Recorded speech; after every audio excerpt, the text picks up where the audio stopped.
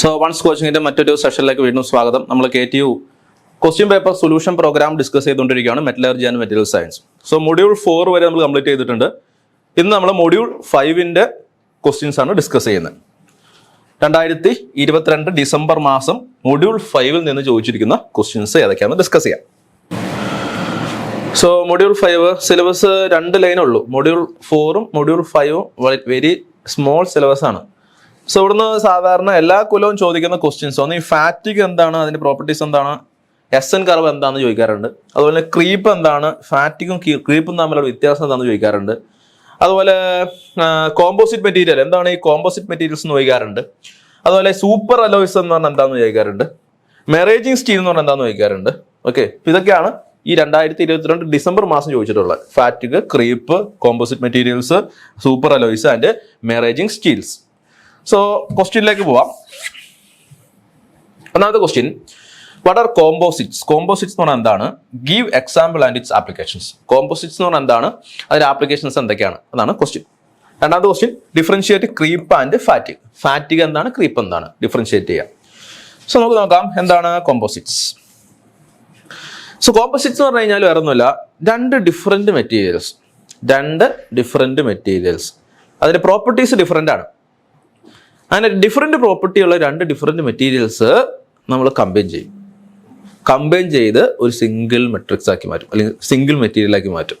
So ആ മെറ്റീരിയലിന് വിളിക്കുന്ന പേരാണ് കോമ്പോസിറ്റ് മെറ്റീരിയൽസ്. കോംബോ എന്നൊക്കെ പറയില്ല നമ്മൾ, കോംബോ ഓഫർ. എന്താണ്, ഒന്നെടുത്തു കഴിഞ്ഞാൽ മറ്റൊന്നും കൂടി കിട്ടും എന്ന് പറയില്ലേ. സിമിലർലി കോമ്പോസിറ്റ് മെറ്റീരിയൽ എന്ന് പറഞ്ഞാൽ എന്താണ്, രണ്ട് മെറ്റീരിയൽസ്, ഡിഫറെന്റ് പ്രോപ്പർട്ടീസ് ഉള്ള മെറ്റീരിയൽസിനെ ഡിസോൾവ് ചെയ്യിപ്പിക്കില്ല, കൂട്ടിച്ചേർത്ത് നമ്മളൊരു സിംഗിൾ മെറ്റീരിയൽ ആക്കി എടുക്കുകയാണ് ചെയ്യുന്നത്. ഇവിടെ ഡിസോൾവ് ആവില്ല കേട്ടോ, രണ്ടും സെപ്പറേറ്റ് ആയിട്ട് നമുക്ക് കാണാൻ പറ്റും. രണ്ട് മെറ്റീരിയൽ നമുക്ക് അതിന്റെ മൈക്രോ സ്ട്രക്ചർ എടുത്തു കഴിഞ്ഞാൽ നമുക്ക് സെപ്പറേറ്റ് ആയിട്ട് കാണാൻ പറ്റും. വളരെ കോമൺ ആയിട്ടൊരു എക്സാമ്പിൾ പറയുന്നത് നമ്മൾ ഈ വാർക്ക, കോൺക്രീറ്റ് എന്ന് പറയുന്നത് എന്താണ്, ഒരു കോമ്പോസിറ്റ് ആണ്. അവിടെ എന്തൊക്കെയുണ്ട്, ഈ പറയുന്ന റീഇൻഫോഴ്സ്മെന്റ് ആയിട്ടുള്ള കമ്പികളുണ്ട് അല്ലേ, അയൺ ബാർസ്. അതുപോലെ നമ്മുടെ കോൺക്രീറ്റും ഉണ്ട്, ശരിയല്ലേ, ഒരു കോമ്പോസിറ്റ് മെറ്റീരിയലിന് എക്സാമ്പിൾ ആണത്. സോ കോമ്പോസിറ്റ് മെറ്റീരിയൽസ് എന്ന് പറഞ്ഞാൽ എന്താണ്, they are made by combining 2 or more materials often that have different properties ഉള്ള രണ്ടോ അതിലധികമോ മെറ്റീരിയൽസ് കമ്പൈൻ ചെയ്തുണ്ടാക്കുന്ന മെറ്റീരിയൽസിനെ വിളിക്കുന്ന പേരാണ് കോമ്പോസിറ്റ് മെറ്റീരിയൽസ്.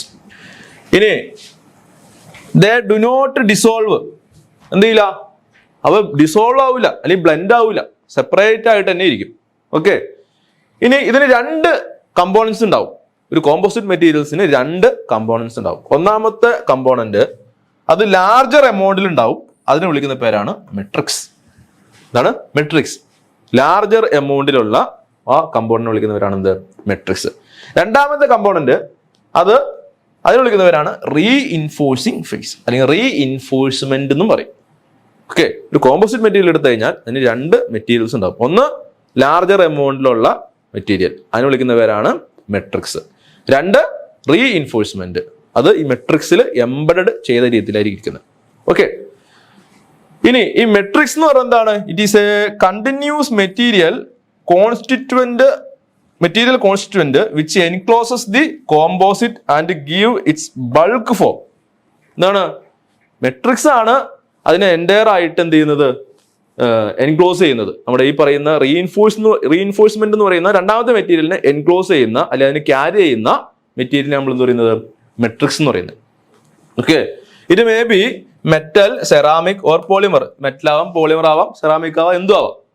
ഓക്കെ, നമ്മൾ ഇതിന്റെ ഇമേജ് വരുന്നുണ്ട് അടുത്ത സ്റ്റേജിൽ, അടുത്ത സ്ലൈഡിൽ, അപ്പൊ നമുക്ക് മനസ്സിലാവും.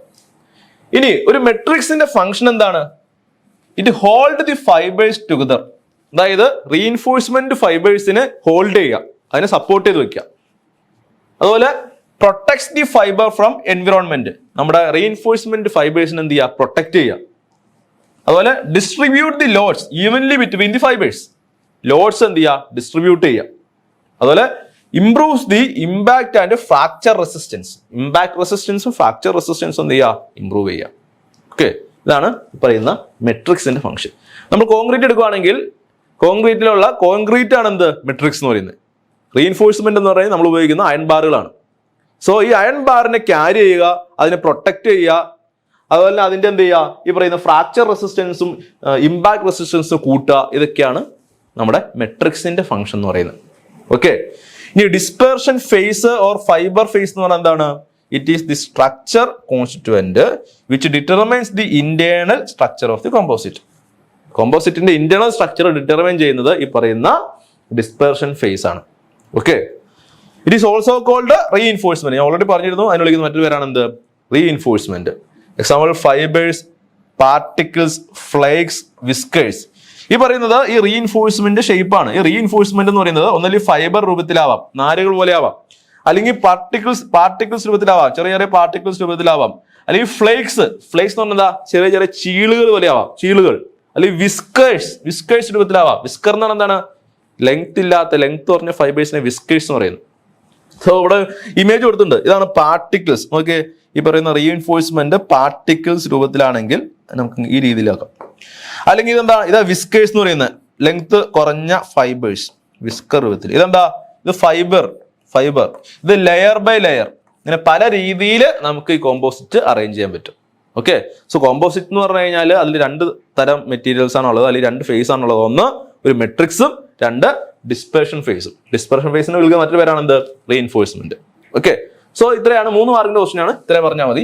കോമ്പോസിറ്റ് എന്താണ്, അതിന്റെ മെട്രിക്സ് എന്താണ്, അതിന്റെ റീഇൻഫോഴ്സ്മെന്റ് എന്താണ്, അല്ലെങ്കിൽ ഡിസ്പെർഷൻ ഫേസ് എന്താണ്. ഓക്കെ, അടുത്ത ക്വസ്റ്റ്യൻ ആണ് എന്ത്? What is the difference between creep and fatigue? ക്രീപ്പും ഫാറ്റിക്കും തമ്മിലുള്ള ഡിഫറൻസ് എന്താണ്?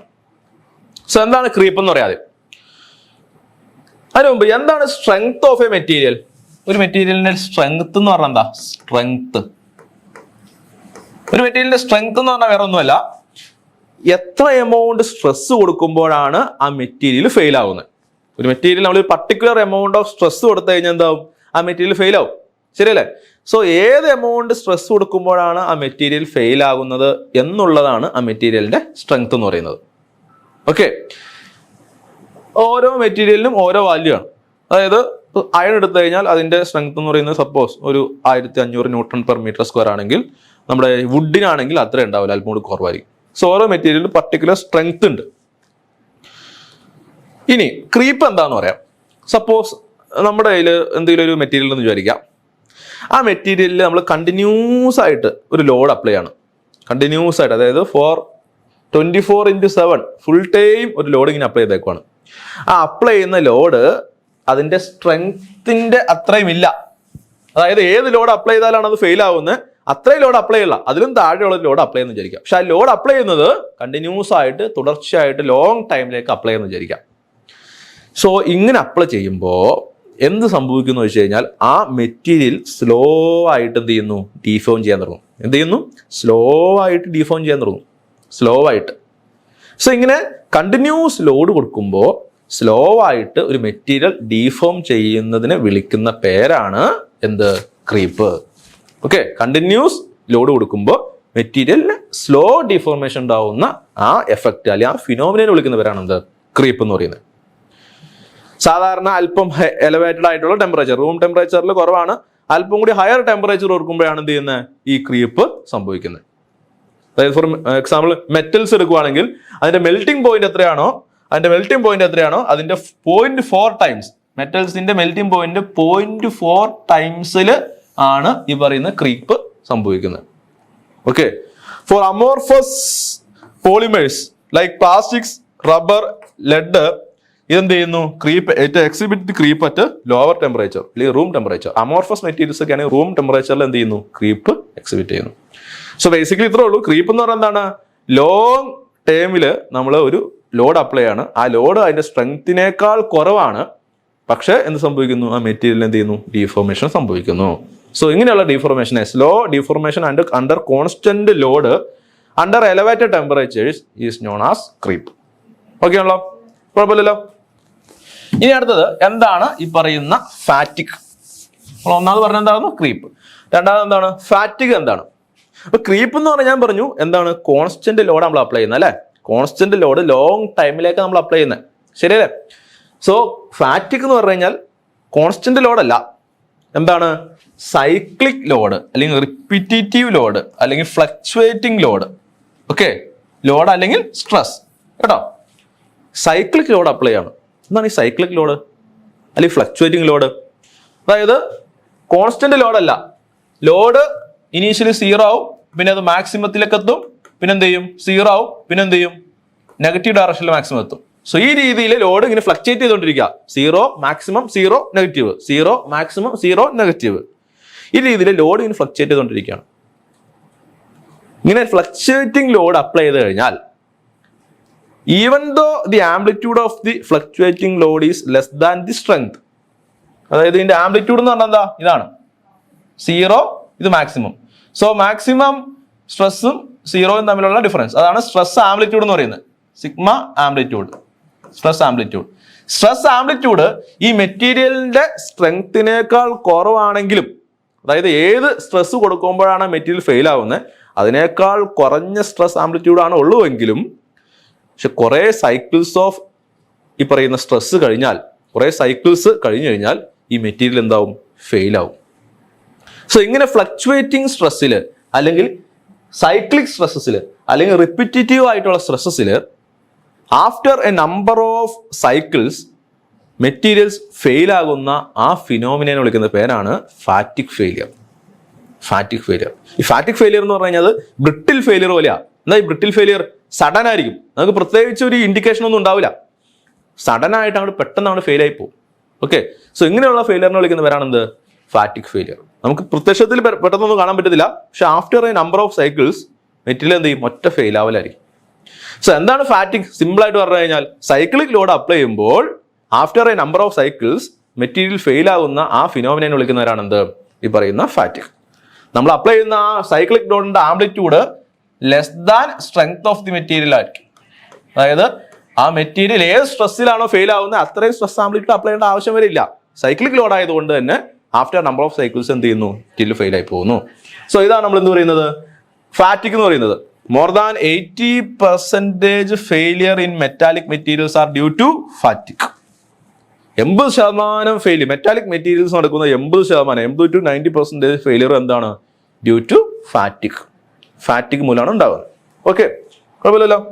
So it is very dangerous because failure occur without any warning in a brittle fashion. ഇത് വെരി ഡേഞ്ചറസ് ആണ്, കാരണം പ്രത്യേകിച്ച് നമുക്ക് ഒരു വാർണിംഗ് ഉണ്ടാവില്ല. ബ്രിട്ടിൽ ഫാഷൻ പോലെ, പെട്ടെന്ന് പോലെ. ബ്രിട്ടിൽ ഫാഷൻ എന്ന് പറഞ്ഞാൽ എന്താ, ബ്രിട്ടിൽ മെറ്റീരിയൽസ് എന്ന് പറഞ്ഞാൽ എന്താണ്, അത് പെട്ടെന്ന് പൊട്ടിപ്പോവാണ്. സോ ബ്രിട്ടിൽ ഫാഷനിൽ എന്ത് ചെയ്യുന്നു, മെറ്റീരിയൽ ഫെയിൽ ആകും. സോ ആ രീതിയിൽ ഫെയിൽ ആകുന്ന പ്രോസസ്സാണ് എന്ത്, ഈ പറയുന്ന ഫാറ്റിക് എന്ന് പറയുന്നത്. ഓക്കെ, കുഴപ്പമില്ലല്ലോ. സോ 3 മാർക്കിന്റെ മൊഡ്യൂൾ 5 നിന്ന് ചോദിക്കുന്ന 2 ക്വസ്റ്റ്യൻസ്. സോ മൊഡ്യൂൾ 5 എന്ന് ഫസ്റ്റ് ചോദിച്ചിരിക്കുന്ന ക്വസ്റ്റ്യൻ എന്താണ്, 10 മാർക്കിന്റെ ക്വസ്റ്റ്യൻ ആണ്. With the aid of SN curve explain the mechanism of creep എന്നാണ് ക്വസ്റ്റ്യൻ.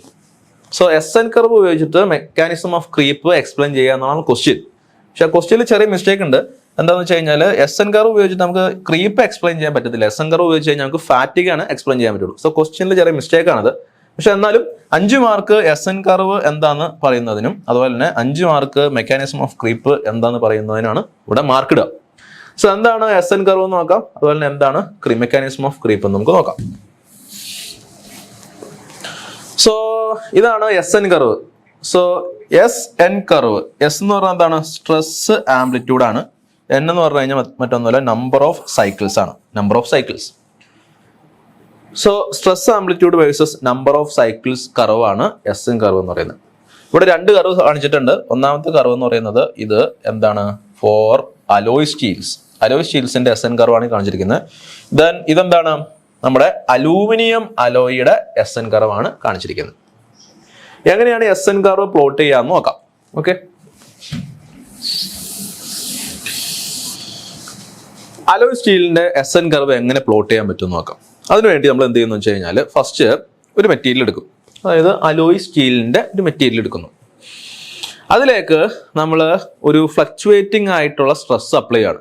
അതായത് സ്ട്രെസ്സിന്റെ വാല്യൂ 0 മാക്സിമം എത്തുന്നു, ദെൻ വീണ്ടും 0 എത്തുന്നു, പിന്നെ വീണ്ടും എന്ത് ചെയ്യുന്നു, നെഗറ്റീവ് ഡയറക്ഷനിൽ മാക്സിമം എത്തുന്നു. സോ ഈ രീതിയിൽ ഫ്ലക്ച്വേറ്റിംഗ് ആയിട്ടുള്ള ഒരു സ്ട്രെസ് നമ്മൾ എന്ത് ചെയ്യാണ്, അപ്ലൈ ആണ്. സോ ഇതിന്റെ സ്ട്രെസ് ആംപ്ലിറ്റ്യൂഡ് എന്ന് പറഞ്ഞാൽ എന്താണ്, 0 നിന്ന് ഈ പറയുന്ന മാക്സിമം സ്ട്രെസ് വരെയുള്ള ആ ഡിസ്റ്റൻസ്, അതിനാണ് സ്ട്രെസ് ആംപ്ലിറ്റ്യൂഡ് എന്ന് പറയുന്നത്. സോ ഇനീഷ്യലി ഒരു larger amount of stress amplitude ആണ് നമ്മൾ കൊടുക്കുന്നതെന്ന് വിചാരിക്കാം. സോ ലാർജർ എമൗണ്ടിൽ സ്ട്രെസ് വേരി ചെയ്തുകൊണ്ടിരിക്കും. 0 maximum, 0 minimum.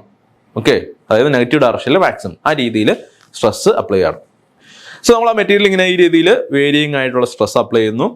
So after number of cycles, A particular number of cycles, suppose നമ്മുടെ മെറ്റീരിയൽ എന്താണ് ഫെയിൽ ആവുക എന്ന് വിചാരിക്കാം. സോ നമ്മൾ എന്ത് ചെയ്യുന്നു, ഏത് സൈക്കിൾസിലാണ് അല്ലെങ്കിൽ എത്ര നമ്പർ ഓഫ് സൈക്കിൾസിലാണ് നമ്മൾ മെറ്റീരിയൽ ഫെയിൽ ആവുന്നത്, അതിന് കറസ്പോണ്ടിങ് ആയിട്ട് നമ്മൾ എന്ത് ചെയ്യുന്നു, നമ്മൾ പോയിന്റ് മാർക്ക് ചെയ്യണം. അതായത് നമ്മൾ കൊടുക്കുന്ന സ്ട്രെസ് ആംപ്ലിറ്റ്യൂഡ് ഇതാണെന്ന് വിചാരിക്കാം. നമ്മൾ ഇത്രയും സ്ട്രെസ് ആംപ്ലിറ്റ്യൂഡ് കൊടുക്കുമ്പോൾ സപ്പോസ് നമ്മുടെ മെറ്റീരിയൽ ഫെയിൽ ആവുന്നത് ഇത്രയും നമ്പർ ഓഫ് സൈക്കിൾസിലാണെന്ന് വിചാരിക്കാം. ഇവിടെ നമ്പർ ഓഫ് സൈക്കിൾസ് ലോഗ് സ്കെയിലായിട്ട് കൊടുത്തിരിക്കുന്നത് 10⁻3, 10⁻5, 10⁻9. ഓക്കെ, സോ നമ്മൾ ഈ particular amount of stress amplitude കൊടുക്കുമ്പോൾ അവിടെ ഫെയിൽ ആവുന്ന നമ്പർ ഓഫ് സൈക്കിൾസ് ഇതാണെന്ന് വിചാരിക്കാം. ഓക്കെ, ഇനി നമ്മൾ എന്ത് ചെയ്യുന്നു, വീണ്ടും നമ്മൾ ഈ എക്സ്പെരിമെന്റ് റിപ്പീറ്റ് ചെയ്യുക. അതായത് നമ്മൾ അപ്ലൈ ചെയ്യുന്ന സ്ട്രെസ് ആംപ്ലിറ്റ്യൂഡ് അല്പം കുറയ്ക്കുക, അല്പം കൂടി കുറഞ്ഞ എമൗണ്ട് സ്ട്രെസ് ആംപ്ലിറ്റ്യൂഡ് കൊടുക്കുന്നു. ദെൻ കറസ്പോണ്ടിംഗ്ലി നമ്മൾ ഏത് സ്ട്രെസ്സിലാണോ ഫെയിൽ ആവുന്നത്, നമ്മുടെ മെറ്റീരിയൽ ഏത് സ്ട്രെസ്, എത്ര നമ്പർ ഓഫ് സൈക്കിൾസ് കഴിയുമ്പോഴാണ് ഫെയിൽ ആവുന്നത്, ആ നമ്പർ ഓഫ് സൈക്കിൾസ് നോട്ട് ചെയ്യുന്നു. എന്നിട്ട് എന്ത് ചെയ്യുന്നു, നമ്മൾ ഈ ഗ്രാഫിൽ, അതായത് stress amplitude versus number of cycles ഗ്രാഫിൽ അടുത്ത പോയിന്റ് നോട്ട് ചെയ്യുന്നു. അതായത് നമ്മൾ ഇത്രയും സ്ട്രെസ് ആംപ്ലിറ്റ്യൂഡ് കൊടുത്തപ്പോൾ എന്ത് ചെയ്യുന്നു, ഇത്രയും നമ്പർ ഓഫ് സൈക്കിൾസിൽ ഫെയിൽ ആവുന്നു. സോ ഇങ്ങനെ നമ്മൾ ഓരോ സ്ട്രെസ് ആംപ്ലിറ്റ്യൂഡ് കൊടുക്കുമ്പോൾ എത്ര സൈക്കിൾസ് കഴിയുമ്പോഴാണ് ഫെയിൽ ആകുന്നത് അത് കണ്ടെത്തിയിട്ട് നമ്മൾ എന്ത് ചെയ്യുന്നു, ഈ ഗ്രാഫ് അങ്ങോട്ട് പ്ലോട്ട് ചെയ്യുമ്പോൾ നമുക്ക് ഈ രീതിയിൽ ഒരു കർവ് കിട്ടും. സോ ഈ കർവിനെ വിളിക്കുന്ന പേരാണെന്ത്, SN കർവ്, അഥവാ stress amplitude versus number of cycles curve. ഇത് ഓരോ മെറ്റീരിയലിനും ഓരോ രീതിയിലായിരിക്കും. അപ്പൊ നമ്മളിവിടെ കാണിച്ചിരിക്കുന്നത് എന്താണ്, അലോയ് സ്റ്റീലിന്റെയും ഈ പറയുന്ന അലൂമിനിയം അലോയിന്റെയും കർവാണ്. അലോയ് സ്റ്റീലിന്റെ കർവ് ഇങ്ങനെ ആയിരിക്കും, അലൂമിനിയം അലോയിന്റെ കർവ് ഇങ്ങനെ ആയിരിക്കും. ഓക്കെ, ഇനി ഇവിടെ നമ്മൾ നോട്ട് ചെയ്യേണ്ട മറ്റൊരു കാര്യം എന്ന് പറയുന്നത്, നോക്കിയേ, ഈ അലോയ് സ്റ്റീൽ എടുത്തു കഴിഞ്ഞാൽ after a number of particular number of cycles, അതായത് ഏകദേശം 10⁻6 എന്ന് പറഞ്ഞാൽ എത്രയാ, 1 മില്യൺ, 10 ലക്ഷം സൈക്കിൾസ്, അത്രയും നമ്പർ ഓഫ് സൈക്കിൾസ് എടുത്തു കഴിഞ്ഞാൽ പിന്നെ നോക്കിയേ, നമ്മുടെ സ്ട്രെസ് ആംപ്ലിറ്റ്യൂഡ് സെയിം ആണ് അല്ലേ, സ്ട്രെസ് ആംപ്ലിറ്റ്യൂഡ് സെയിം ആണ് അല്ലേ, ഹൊറിസോണ്ടലാണ്, SN കർവ് ഹൊറിസോണ്ടലാണ് after a particular number of cycles. So ഇതിന് കറസ്പോണ്ടിങ് ആയിട്ടുള്ള ഈ സ്ട്രെസ് ആംപ്ലിറ്റ്യൂഡ്, ഓക്കെ, ആ സ്ട്രെസ് ആംപ്ലിറ്റ്യൂഡിന് വിളിക്കുന്ന പേരാണ് എന്ത്, അതായത് SN കർവ് ഹൊറിസോണ്ടൽ ആകുന്ന ആ പർട്ടിക്കുലർ എമൗണ്ട് ഓഫ് സ്ട്രെസ് ആംപ്ലിറ്റ്യൂഡിന് വിളിക്കുന്ന പേരാണ് എൻഡുറൻസ് ലിമിറ്റ്. ഇതാണ് endurance limit. Okay, endurance limit. നമ്മൾ അപ്ലൈ ചെയ്യുന്ന സ്ട്രെസ് ആംപ്ലിറ്റ്യൂഡ് എൻഡുറൻസ് ലിമിറ്റ് ആണെങ്കിൽ SN കർവ് എന്തായിരിക്കും, ഹൊറിസോണ്ടൽ ആയിരിക്കും. ഓക്കെ, അതാണ് ഇവിടെ നോട്ട് ചെയ്യേണ്ട മറ്റൊരു പോയിന്റ് എന്ന് പറയുന്നത്. സോ ഇതാണ് എന്ത്, SN കർവ് എന്ന് പറയുന്നത്. സോ SN കർവ് ഉപയോഗിച്ചിട്ട് നമുക്ക് എന്ത് കണ്ടെത്താൻ പറ്റും, ഫാറ്റിക് ഫെയിലിയർ എപ്പോഴാണ് സംഭവിക്കുന്നതെന്ന് കണ്ടെത്താൻ പറ്റും. അതായത് നമുക്ക് സപ്പോസ് ഇത്രയും സ്ട്രെസ് ആംപ്ലിറ്റ്യൂഡ് കൊടുക്കണമെന്ന് വിചാരിക്കാം. നമ്മൾ എന്ത് ചെയ്യുക, ഇവിടുന്ന് ഹൊറിസോണ്ടലിൽ ഒരു വര വരയ്ക്കാം SN കർവിലേക്ക്. എന്നിട്ട് അവിടെ നിന്ന് എന്ത് ചെയ്യുക, ഈ പോയിന്റിന് വെർട്ടിക്കലി വര വരയ്ക്കാം. അപ്പോൾ ഇവിടെ നമ്പർ ഓഫ് സൈക്കിൾസ് കിട്ടും. സപ്പോസ് ഇത് 10⁻4 ആണെന്ന് വിചാരിക്കാം. 10⁻4 സൈക്കിൾസ് കഴിയുമ്പോൾ, 10⁻4 എന്ന് പറഞ്ഞാൽ എത്രയാണ്, 10,000 സൈക്കിൾസ് കഴിയുമ്പോൾ നമ്മുടെ മെറ്റീരിയൽ എന്തായി പോവും, ഫെയിൽ ആയി പോവും. സോ അതാണ് ഈ SN കർവിന്റെ ആപ്ലിക്കേഷൻ എന്ന് പറയുന്നത്. എത്ര നമ്പർ ഓഫ് സൈക്കിൾസ് കഴിയുമ്പോഴാണ് ഒരു particular value of stress amplitude കൊടുത്തു കഴിഞ്ഞാൽ ഫെയിലിയർ സംഭവിക്കുന്നത് എന്ന് കണ്ടെത്താൻ പറ്റും SN കർവ് ഉപയോഗിച്ചിട്ട്. ഓക്കെ, സോ അതാണ് ഇവിടെ പറഞ്ഞിരിക്കുന്നത്. ഇനി എന്താണ് ക്രീപ്പ്, മെക്കാനിസം ഓഫ് ക്രീപ്പ്, അതാണ് അടുത്ത് പറയാൻ പോകുന്നത്. അതായത് ക്രീപ്പ് കർവ് എന്താന്ന് പറയാം. സോ ഇതാണ് ക്രീപ്പ് കർവ് എന്ന് പറയുന്നത്. ക്രീപ്പ് കർവ് എന്ന് പറഞ്ഞു കഴിഞ്ഞാൽ അതിന്റെ Y ആക്സിൽ ക്രീപ്പ് സ്ട്രെയിൻ ആണ്, X ആക്സിൽ ടൈം ആണ്. സോ കർവ് ഇങ്ങനെ പോകും. ക്രീപ്പ് എന്താന്നുള്ളത് നമ്മൾ പറഞ്ഞിട്ടുണ്ട്. ഓക്കെ, സോ ക്രീപ്പ് കർവ് എടുത്തു കഴിഞ്ഞാൽ നോക്കിയേ, ആ ക്രീപ്പ് കർവിന്റെ പ്രത്യേകത എന്താ, ഇതിന് 3 റീജിയൻസ് ഉണ്ട്. 3 റീജിയൻസ് ഏതൊക്കെയാ, 1 primary region, 2 secondary region, 3 tertiary region. Okay, primary region, secondary region and tertiary region. Primary റീജിയന്റെ പ്രത്യേകത എന്താ നോക്കിയേ, പ്രൈമറി റീജിയനിൽ ഈ കർവിന്റെ സ്ലോപ്പ് എന്താ, ഡിക്രീസ് ആവുകയാണ്. ശരിയല്ലേ, ആ കർവ് ഹൊറിസോണ്ടൽ ആയിട്ട് വരുവാണ് പ്രൈമറി റീജിയനിൽ. The rate of creep strain is decreasing. Primary റീജിയനിൽ കർവ് ഹൊറിസോണ്ടൽ ആവുകയാണ്, അഥവാ ഇതിന്റെ സ്ലോപ്പ് കുറഞ്ഞു വരുവാണ്, അഥവാ rate of strain is decreasing. Creep strain is decreasing. ഇതിന് കാരണം എന്താണെന്ന് വെച്ച് കഴിഞ്ഞാൽ പ്രൈമറി റീജിയനിൽ സമയം കഴിയുന്തോറും ക്രീപ്പ് കുറഞ്ഞുകൊണ്ടിരിക്കും, എമൗണ്ട് ഓഫ് ക്രീപ്പ് കുറഞ്ഞുകൊണ്ടിരിക്കും. കാരണം എന്താണെന്ന് വെച്ച് കഴിഞ്ഞാൽ മറ്റൊന്നുമല്ല, വർക്ക് ഹാർഡനിങ് അല്ലെങ്കിൽ സ്ട്രെയിൻ ഹാർഡനിങ് ആണ്. അതായത് സ്ട്രെയിൻ ആകുന്തോറും ഞാൻ പറഞ്ഞിരുന്നു, ഒരു മെറ്റീരിയൽ സ്ട്രെയിൻ ആകുന്തോറും ആ മെറ്റീരിയൽ എന്താണ്, ആ മെറ്റീരിയൽ ഹാർഡ് ആയിക്കൊണ്ടിരിക്കും. ഞാനൊരു റബ്ബർ ബാൻഡിന്റെ എക്സാമ്പിൾ വെച്ചിട്ട് മറ്റൊരു വീഡിയോയിൽ പറഞ്ഞിട്ടുണ്ട്. ഒരു റബ്ബർ ബാൻഡ് നമ്മൾ വലിച്ചു കഴിഞ്ഞാൽ ഇനീഷ്യലി നമ്മൾ കുറഞ്ഞ ഫോഴ്സ് കൊടുത്താൽ മതി. പക്ഷെ നമ്മൾ വലിച്ച് അതിന് ഒരു പർട്ടിക്കുലർ എമൗണ്ട് ഓഫ് സ്ട്രെയിൻ എത്തിക്കഴിഞ്ഞാൽ, ഡീഫോർമേഷൻ എത്തിക്കഴിഞ്ഞാൽ പിന്നെയും അതിന് വലിക്കണമെങ്കിൽ നമ്മൾ ലാർജർ എമൗണ്ട് ഓഫ് ഫോഴ്സ് കൊടുക്കേണ്ടി വരും. ശരിയല്ലേ? സോ അതുകൊണ്ട് ആണ് ഇവിടെ സ്ലോപ്പ് എന്ത് ചെയ്യുന്നത്, കുറയുന്നത്, അല്ലെങ്കിൽ റേറ്റ് ഓഫ് സ്ട്രെയിൻ കുറയുന്നത്. കാരണം എന്താണ്, വർക്ക് ഹാർഡനിങ് അല്ലെങ്കിൽ സ്ട്രെയിൻ ഹാർഡനിങ് ആണ്. സ്ട്രെയിൻ ഹാർഡനിങ് സംഭവിക്കുന്നത് മൂലം, സ്ട്രെയിൻ ചെയ്യുന്തോറും മെറ്റീരിയൽ ഹാർഡൻ ആകുന്നത് മൂലം സ്ട്രെയിൻ കുറയുന്നു. അതുകൊണ്ട് നമ്മുടെ പ്രൈമറി റീജിയനിൽ നമ്മുടെ ക്രീപ്പ് കർവിന്റെ സ്ലോപ്പ് കുറയുന്നതായിട്ട് കാണാൻ പറ്റും. ഇനി സെക്കൻഡറി റീജിയനിൽ എന്താണ്, സെക്കൻഡറി റീജിയനിൽ സ്ലോപ്പ് ഏകദേശം കോൺസ്റ്റന്റാ. ഓക്കെ, സ്ലോപ്പ് ഏകദേശം കോൺസ്റ്റന്റാ. ഇതിന് കാരണം ഇവിടെ ഈ പറയുന്ന സ്ട്രെയിൻ ഹാർഡനിങ് ഉണ്ടാവുന്നുണ്ട് അല്ലെ, സ്ട്രെയിൻ ഹാർഡനിങ് ഉണ്ടാവുന്നുണ്ട്. അതിനോടൊപ്പം തന്നെ വേറൊരു പ്രോസസ്സും കൂടി നടക്കും, അതാണ് റിക്കവറി. റിക്കവറി എന്ന് പറയുന്നത് എന്താണ്, റിക്കവറി എന്ന് പറഞ്ഞാൽ മെറ്റീരിയൽ സോഫ്റ്റൻ ആകുന്ന പ്രോസസ്സിനെ വിളിക്കുന്ന പേരാ. സ്ട്രെയിൻ ഹാർഡനിങ് എന്ന് പറഞ്ഞാൽ എന്താണ്, സ്ട്രെയിൻ ചെയ്യുന്നതോറും മെറ്റീരിയൽ എന്താണ്, ഹാർഡ് ആയിക്കൊണ്ടിരിക്കുകയാണ്. റിക്കവറി എന്ന് പറഞ്ഞു കഴിഞ്ഞാൽ ഒരു മെറ്റീരിയൽ സോഫ്റ്റ് ആവുന്ന പ്രോസസ്സാണ്. ഓക്കെ, സോ ഈ സെക്കൻഡറി റീജിയനിൽ ഇത് രണ്ടും എഫക്ട് ചെയ്യും. അതായത് സ്ട്രെയിൻ ഹാർഡനിങ് സംഭവിക്കും, സിമിലർലി സെയിം ടൈമിൽ തന്നെ റിക്കവറി എന്ന് പറയുന്ന ഫിനോമിനയും സംഭവിക്കും. റിക്കവറി എന്ന് പറഞ്ഞു കഴിഞ്ഞാൽ സോഫ്റ്റനിങ് ഓഫ് ദി മെറ്റീരിയൽ ആണ്. സോ ഇത് രണ്ടും ഒരേ ടൈമിൽ നടക്കുന്നത് മൂലം ഈ സെക്കൻഡറി റീജിയനിൽ ഇതിന്റെ സ്ലോപ്പ് ഏകദേശം കോൺസ്റ്റന്റ് ആയിരിക്കും. അതായത് ഡിക്രീസ് ചെയ്യുകയില്ല, ഇൻക്രീസ് ചെയ്യുകയില്ല. So the secondary region slope will be around constant because both the strain hardening and the recovery phenomena simultaneously happens. Okay, tertiary region എടുത്തു കഴിഞ്ഞാൽ നമുക്ക് കാണാൻ പറ്റും, ടെർഷ്യറി റീജിയനിൽ ഈ പറയുന്ന സ്ലോപ്പ് ഇൻക്രീസ് ചെയ്യാണ്. കാരണം എന്താണെന്ന് വെച്ച് കഴിഞ്ഞാൽ ടെർഷ്യറി റീജിയൻ എത്തിക്കഴിഞ്ഞാൽ സപ്പോസ് നമ്മുടെ മെറ്റീരിയൽ ഏതെങ്കിലും ഒരു ക്രാക്കോ അല്ലെങ്കിൽ എന്തെങ്കിലും ഒരു ഡിഫോർമേഷനോ അല്ലെങ്കിൽ ഒരു ഇമ്പ്യൂരിറ്റിയോ എന്തെങ്കിലും ഉണ്ടെങ്കിൽ ആ ഇമ്പ്യൂരിറ്റി എന്ത് ചെയ്യും, ഈ പറയുന്ന ക്രീപ്പിനെ എൻഹാൻസ് ചെയ്യിപ്പിക്കും. ക്രീപ്പ് റേറ്റ് കൂട്ടും, ഡിഫോർമേഷൻ എമൗണ്ട് കൂട്ടും. ക്രീപ്പ് എന്ന് പറയുന്നത് എന്താണ്, സ്ലോ ഡിഫോർമേഷൻ അണ്ടർ കോൺസ്റ്റന്റ് സ്ട്രെസ്സിനെയാണ് നമ്മൾ ക്രീപ്പ് എന്ന് പറയുന്നത്. സോ ആ മെറ്റീരിയൽ എന്തെങ്കിലും ഒരു വോയിഡോ അല്ലെങ്കിൽ എന്തെങ്കിലും ക്രാക്ക് ഉണ്ടെങ്കിൽ പെട്ടെന്ന് ക്രീപ്പ് സംഭവിക്കും. സോ ഇത് ടെർഷ്യറി റീജിയൻ നമ്മുടെ ക്രീപ്പ് കർവ് അതിന്റെ സ്ലോപ്പ് ഇൻക്രീസ് ചെയ്യും. ഓക്കെ, സോ ഇങ്ങനെ 3 റീജിയൻ ആണ് ക്രീപ്പ് കർവിനുള്ളത്. അതാണ് ഇവിടെ എഴുതി വെച്ചിരിക്കുന്നത്. നിങ്ങൾ ജസ്റ്റ് വായിച്ചു നോക്കാം, ഞാൻ പറഞ്ഞത് തന്നെയാണ് ഇവിടെ എഴുതി വെച്ചിരിക്കുന്നത്. സോ ക്രീപ്പ് മെക്കാനിസം എക്സ്പ്ലെയിൻ ചെയ്യാൻ പറഞ്ഞു കഴിഞ്ഞാൽ നിങ്ങൾ ഈ ക്രീപ്പ് കർവ് വരയ്ക്കുക.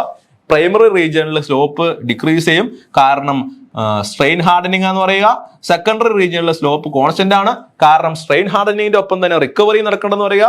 ടെർഷ്യറി റീജിയനിൽ നമ്മുടെ സ്ലോപ്പ് ഇൻക്രീസ് ചെയ്യും because of some amount of crack അല്ലെങ്കിൽ സം കൈൻഡ് ഓഫ് ക്രാക്ക് അല്ലെങ്കിൽ void in the material. Okay, ഇത്രയും പറഞ്ഞാൽ മതി, ഫുൾ മാർക്ക് കിട്ടും. നമ്മുടെ ക്വസ്റ്റൻ എന്തായിരുന്നു, SN കർവ് വരയ്ക്കുക, അതുപോലെ തന്നെ ക്രീപ്പ് മെക്കാനിസം എക്സ്പ്ലെയിൻ ചെയ്യുക എന്നുള്ളതാണ്. ഓക്കെ, അടുത്തത് നമ്മുടെ ക്വസ്റ്റൻ എന്തായിരുന്നു, സൂപ്പർ അലോയ്സ്. എന്താണ് സൂപ്പർ അലോയ്സ് എന്ന് ചോദിച്ചിരിക്കുന്നത്? സൂപ്പർ അലോയ്സ് പേര് കേട്ടാൽ തന്നെ നമുക്ക് വ്യക്തമാകും. സൂപ്പർ അലോയ്സ് എന്ന് പറഞ്ഞാൽ എന്താണ്, they R high performance alloys.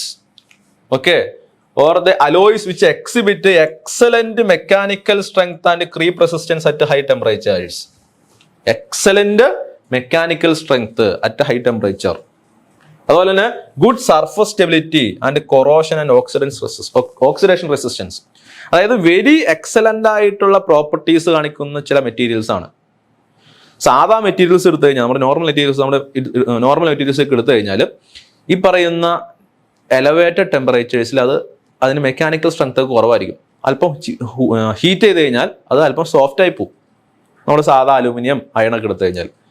എന്നാൽ നമ്മൾ ഈ സൂപ്പർ അലോയ്സ് എടുത്തു കഴിഞ്ഞാൽ എലവേറ്റഡ് ടെമ്പറേച്ചറിൽ പോലും excellent mechanical properties, corrosion resistance, oxidation resistance തുടങ്ങി ഗുഡ് പ്രോപ്പർട്ടീസ് കാണിക്കുന്ന മെറ്റീരിയൽസിനെ വിളിക്കുന്ന പേരാണെന്ത്, സൂപ്പർ അലോയ്സ് എന്ന് പറയുന്നത്.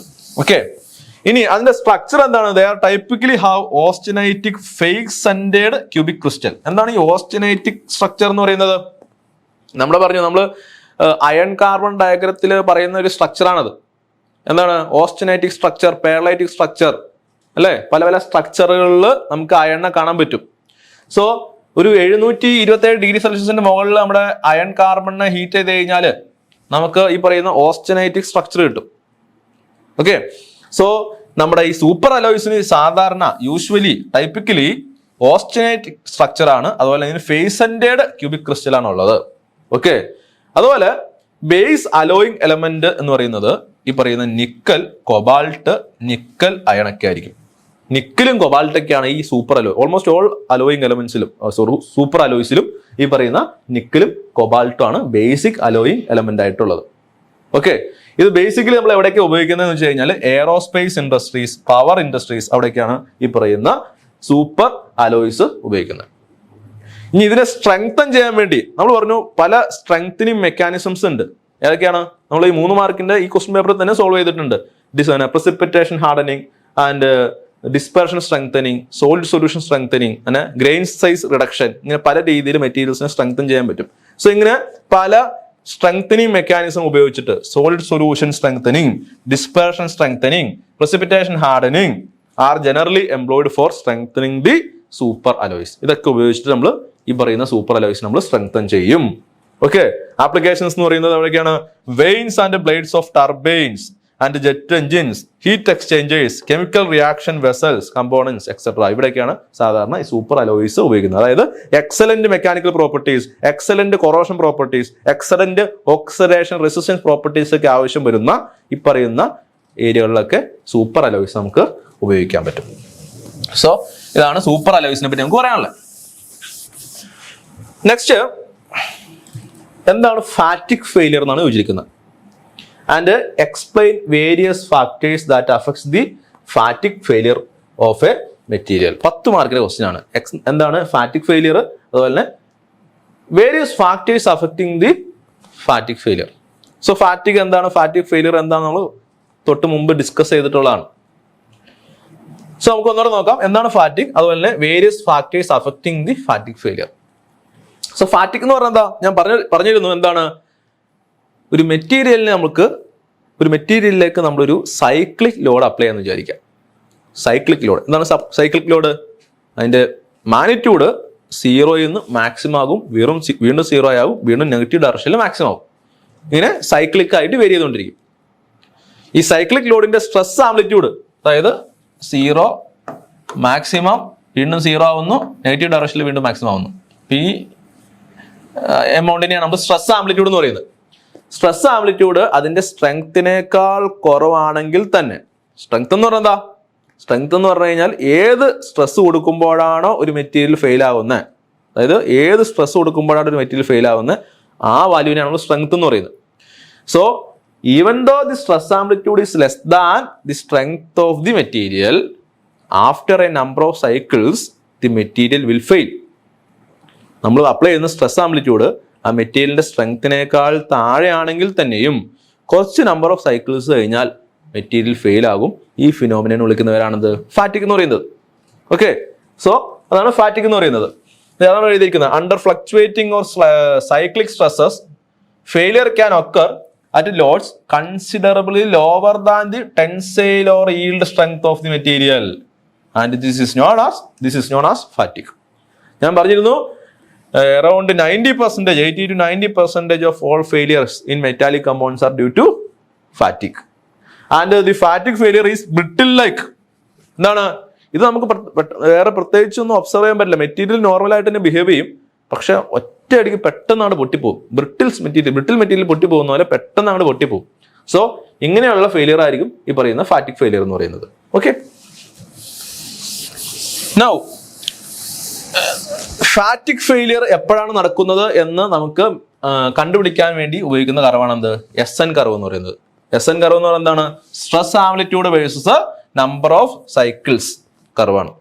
ഓക്കെ, അപ്പൊ നമുക്ക് ഒരു പർട്ടിക്കുലർ വാല്യൂ, തൊട്ട് മുമ്പ് പറഞ്ഞിരുന്നു, ഒരു പർട്ടിക്കുലർ വാല്യൂ സ്ട്രെസ് ആംപ്ലിറ്റ്യൂഡ് കൊടുക്കുകയാണ്. അതിന് കറസ്പോണ്ടിങ് ആയിട്ട് എത്ര നമ്പർ ഓഫ് സൈക്കിൾസ് കഴിയുമ്പോഴാണ് ആ മെറ്റീരിയൽ ഫെയിൽ ആവണമെന്ന് കാണണമെങ്കിൽ നമ്മൾ എന്ത് ചെയ്യണം? ഇതാണ് സ്ട്രെസ് ആംപ്ലിറ്റ്യൂഡ്, ഇതാണ് നമ്മൾ അപ്ലൈ ചെയ്യുന്ന സ്ട്രെസ് ആംപ്ലിറ്റ്യൂഡ്.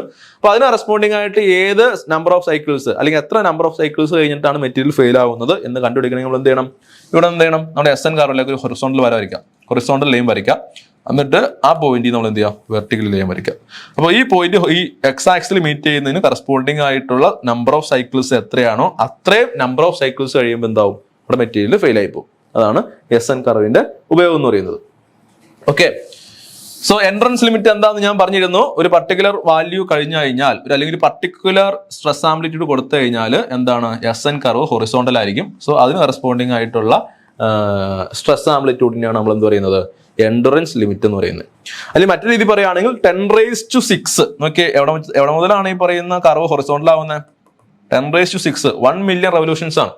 1 മില്യൺ റെവല്യൂഷൻസ് കിട്ടാൻ എത്രമാത്രം ആംപ്ലിറ്റ്യൂഡ്, സ്ട്രെസ് ആംപ്ലിറ്റ്യൂഡ് കൊടുക്കണം, അല്ലെങ്കിൽ എത്രമാത്രം സ്ട്രെസ് ആംപ്ലിറ്റ്യൂഡ് കൊടുക്കുമ്പോഴാണ് 1 മില്യൺ റെവല്യൂഷൻസ് നമ്മുടെ മെറ്റീരിയൽ കംപ്ലീറ്റ് ചെയ്യുന്നത്, ആ സ്ട്രെസ് ആംപ്ലിറ്റ്യൂഡിനെ വിളിക്കുന്നവരാണ് എൻഡുറൻസ് ലിമിറ്റ്. ഓക്കെ, സോ ഇത് നമ്മൾ നേരത്തെ പറഞ്ഞിട്ടുള്ള ക്വസ്റ്റ്യൻ ആണ്. പക്ഷെ ഫാറ്റിക് ഫെയിലിയർ എന്താണെന്ന് എക്സ്പ്ലെയിൻ ചെയ്യാൻ ചോദിച്ചതുകൊണ്ട് നമ്മൾ SN കർവും കൂടി പറയണം. Mechanism of fatigue failure. Fatigue 3 സ്റ്റേജിലായിട്ട് നടക്കുന്നത്.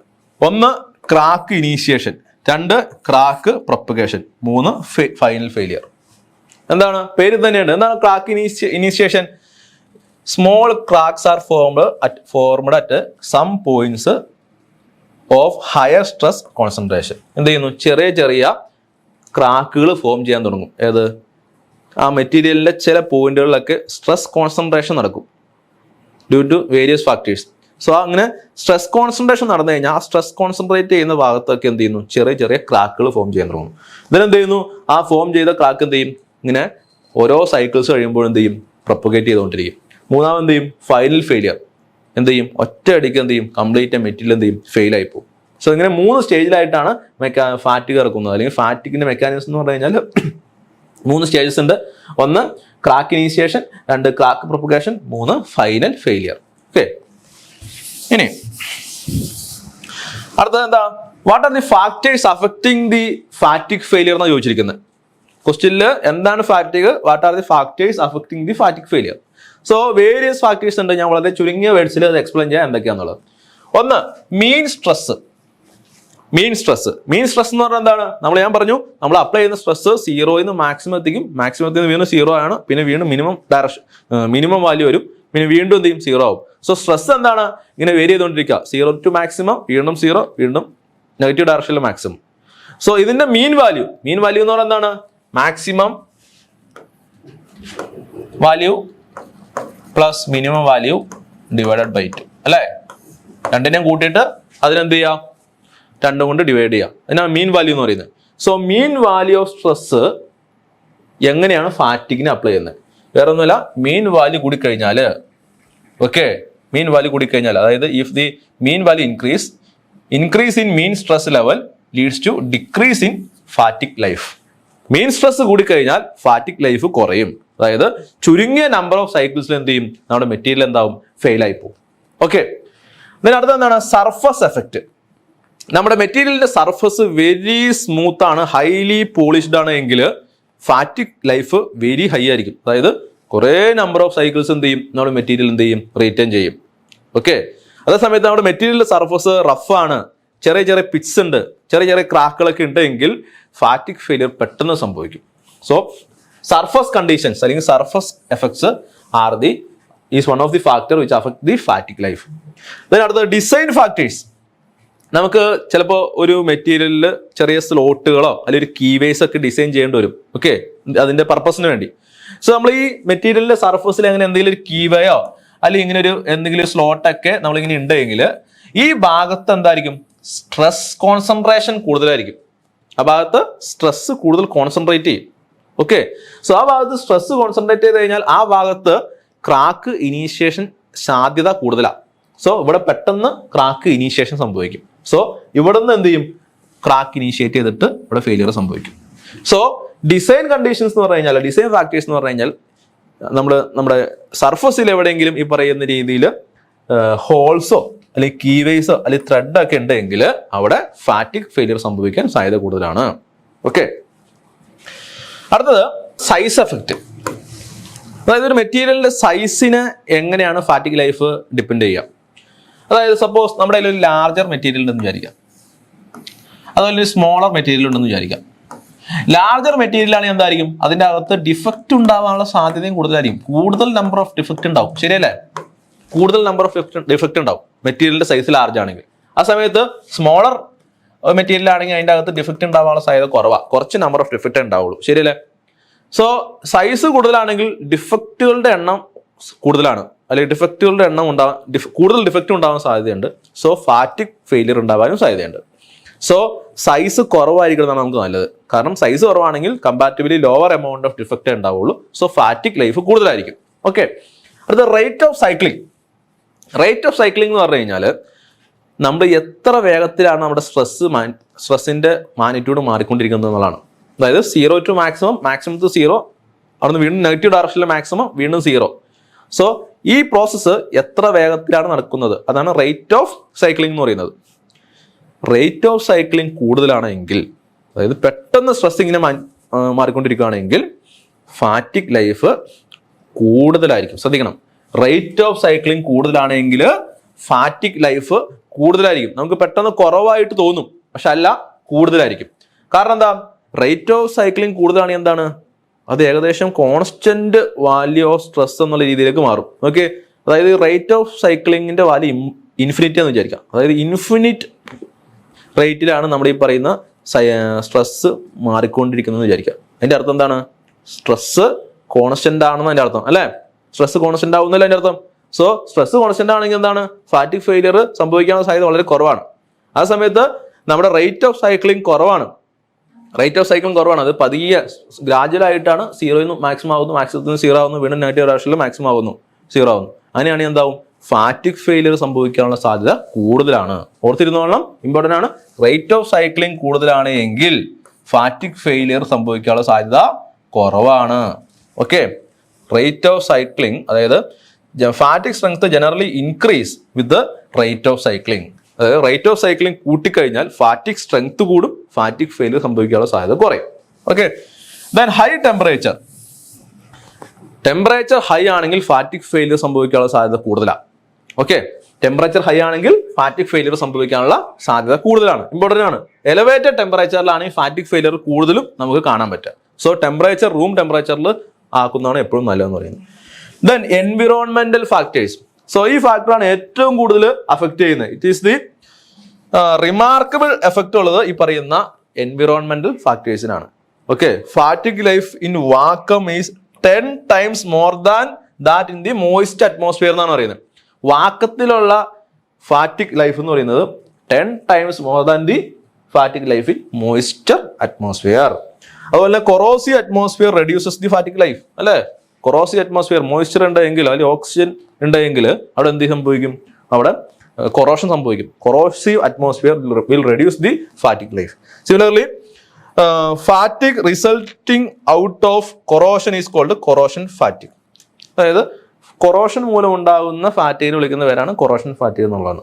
സോ ജസ്റ്റ് അറിഞ്ഞിരുന്നുള്ള എൻവിറോൺമെന്റൽ ഫാക്ടേഴ്സ് എന്ന് പറഞ്ഞു കഴിഞ്ഞാൽ മോയിസ്ചർ അറ്റ്മോസ്ഫിയർ ആണെങ്കിൽ എന്ത് സംഭവിക്കും, ഫാറ്റിക് ലൈഫ് കൂടുതലായിരിക്കും. ഓക്കെ, വാക്വം അറ്റ്മോസ്ഫിയറിൽ ഉള്ള ഫാറ്റിക് ലൈഫ് എന്ന് പറയുന്നത് 10 times more than that in the moisture atmosphere ആയിരിക്കും. മോയിസ്ചർ അറ്റ്മോസ്ഫിയർ അല്ലെങ്കിൽ moist atmosphere. Okay, so these are the factors which influence the fatigue life. Okay, important ആണ്, ഇത് ചോദിക്കാം, തിയറി ക്വസ്റ്റ്യൻ ആണ്.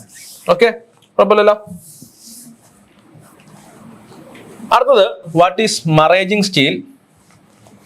What is maraging steel and write any two engineering applications. Okay, first തന്നെ ഈ മറേജിങ്, ഈ word എന്താന്ന് നോക്കാം. മറേജിങ് എന്ന് പറഞ്ഞാൽ വേറെ ഒന്നുമല്ല, നമ്മുടെ മാർട്ടൻസൈറ്റ് ആൻഡ് ഏജ് ഹാർഡനിങ്. മാർട്ടൻസൈറ്റിന്റെ മാർ ആൻഡ് ഏജ് ഹാർഡനിങ്ങിന്റെ ING, mar aging. Okay, aging, mar aging, അതാണ് എന്ത് മറേജിങ് എന്ന് പറയുന്നത്. മാർട്ടൻസൈറ്റിന് ഒരു മാർ എടുത്തു, ഏജ് ഹാർഡനിങ്ങിന്റെ ഏജിങ് കൊടുത്തു. സോ അങ്ങനെ കമ്പൈൻ ചെയ്തൊരു വേർഡാണെന്ത് മറേജിങ് എന്ന് പറയുന്നത്. സോ ഈ മറേജിങ് സ്റ്റീൽസ് എന്ന് പറഞ്ഞു കഴിഞ്ഞാൽ നിങ്ങൾ ഇത്ര ഓർത്തിരുന്നാൽ മതി, 4 മാർക്കിന്റെ ക്വസ്റ്റ്യൻ ആണ്. മറേജിങ് സ്റ്റീൽസ് എന്ന് പറഞ്ഞു കഴിഞ്ഞാൽ അവ കാർബൺ ഫ്രീ സ്റ്റീലുകളാണ്. ഓക്കെ, കാർബൺ ഇല്ല അതിൽ, കാർബൺ ഫ്രീ ആണ്. അതിന്റെ ഒപ്പം തന്നെ അയൺ നിക്കൺ അലോയ്സ് ആണ്. ഓക്കെ, അയൺ നിക്കൽ അലോയ്സ് ആണ്. അപ്പൊ ഇതിന്റെ മെയിൻ അലോയ് എന്ന് പറയുന്നത് നിക്കലാണ്, അലോയിങ് എലമെന്റ്. അയൺ ഉണ്ട്, അതിന്റെ ഒപ്പം തന്നെ ഉണ്ട് നിക്കലും ഉണ്ട്.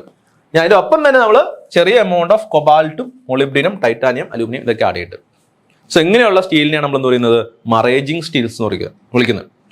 ഓക്കെ, അതായത് കാർബൺ ഇല്ല, നിക്കൽ, അയൺ നിക്കൽ അലോയ്സ് ആണ്. കുറച്ച് എമൗണ്ട് കോബാൾട്ട് ഉണ്ട്, മൊളിബ്ഡൻ ഉണ്ട്, ടൈറ്റാനിയം ഉണ്ട്. നിങ്ങൾ ബേസിക്കലി ഇത്രേ ഓർത്തിരുന്നോളും, കാർബൺ ഇല്ല, അയൺ നിക്കൽ അലോയ്സ് ആണ്. പിന്നെ ഈ മറേജിങ് എന്ന് പറഞ്ഞ പേരൊന്ന് ഞാൻ പറഞ്ഞു, മാർട്ടൻസൈറ്റും അതുപോലെ തന്നെ ഏജ് ഹാർഡനിങ്ങും കമ്പൈൻ ചെയ്തിട്ടാണ്. ഇത് എങ്ങനെ ഫോം ചെയ്യുന്നത് വെച്ച് കഴിഞ്ഞാൽ നമ്മൾ എന്ത് ചെയ്യും, ഈ പറയുന്ന അയൺ നിക്കൽ അലോയിനെ നമ്മൾ ഫസ്റ്റ് എന്ത് ചെയ്യും, 820 ഡിഗ്രി സെൽഷ്യസ് വരെ ഹീറ്റ് ചെയ്യും. 820 ഡിഗ്രി സെൽഷ്യസ് വരെ എന്ത് ചെയ്യും, ഹീറ്റ് ചെയ്തിട്ട് നമ്മൾ എന്ത് ചെയ്യും, ഇതിനെ എയർ കൂളിംഗ് ചെയ്യും. എയർ കൂളിംഗ് എന്ന് പറഞ്ഞാൽ എന്താണ്, ടൈപ്പ് ഓഫ് ക്വഞ്ചിങ് ആണ്. ക്വഞ്ചിങ് എന്ന് പറഞ്ഞാൽ എന്താ, ക്വഞ്ചിങ് എന്ന് പറഞ്ഞു കഴിഞ്ഞാൽ സഡൻ റേറ്റിൽ കൂൾ ചെയ്യുന്നതിന് നമ്മൾ ക്വഞ്ചിങ് എന്ന് പറയുന്നത്, ശരിയല്ലേ? സോ നമ്മൾ 820 ഡിഗ്രി സെൽഷ്യസ് വരെ നമ്മൾ ഈ പറയുന്ന അയൺ നിക്കൽ അലോയിനെ ഹീറ്റ് ചെയ്തിട്ട് അത് നമ്മൾ എന്ത് ചെയ്യുന്നു, സഡൻ ആയിട്ട് കൂൾ ചെയ്യുന്നു, എയർ ക്വഞ്ച് ചെയ്യുന്നു, എയർ കൂളിംഗ് ചെയ്യുന്നു. അങ്ങനെ എയർ കൂൾ ചെയ്യുമ്പോൾ നമുക്ക് കിട്ടും ഈ പറയുന്ന അയൺ നിക്കൽ അലോയിയുടെ ഒരു മാർട്ടൻസൈറ്റിക് ഫേസിലുള്ള, മാർട്ടൻസൈറ്റിക് സ്ട്രക്ചറിലുള്ള ഒരു സ്ട്രക്ചർ നമുക്ക് കിട്ടും. ഇതിനെ വിളിക്കുന്നവരാണ് എന്ത്, മറേജിങ് സ്റ്റീൽ എന്ന് പറഞ്ഞാൽ, മറേജിങ് സ്റ്റീൽസ്. ഓക്കെ, കുഴപ്പമില്ലല്ലോ. സോ ഇതിന്റെ വേറെ കാര്യം പറയാനുള്ളതെന്ന് വെച്ച് കഴിഞ്ഞാൽ they are ultra high strength materials. ഇതിന്റെ ഒരു പ്രത്യേകത എന്ന് പറഞ്ഞു കഴിഞ്ഞാൽ വെരി ഹൈ സ്ട്രെങ്ത് ആയിരിക്കും ഇതിന്, വെരി ഹൈ സ്ട്രെങ്ത്. കാരണം മാർട്ടൻസൈറ്റ് ആണ് ഫോം ചെയ്യുന്നത്. നമ്മൾ ഏജ് ഹാർഡൻ, നമ്മൾ ഈ പറയുന്ന എയർ കൂളിംഗ് ചെയ്യാണ് ചെയ്യുന്നത്, അല്ലെ? എയർ കൂൾ ചെയ്യുമ്പോൾ അതിന്റെ അകത്തുണ്ടാവുന്ന സ്ട്രക്ചറിനെ വിളിക്കുന്നവരാണ് മാർട്ടൻസൈറ്റിക് സ്ട്രക്ചർ. സോ മാർട്ടൻസൈറ്റിക് സ്ട്രക്ചർ ആയതുകൊണ്ട് തന്നെ ഇതിന് വെരി ഹൈ സ്ട്രെങ്ത് ഉണ്ടാകും.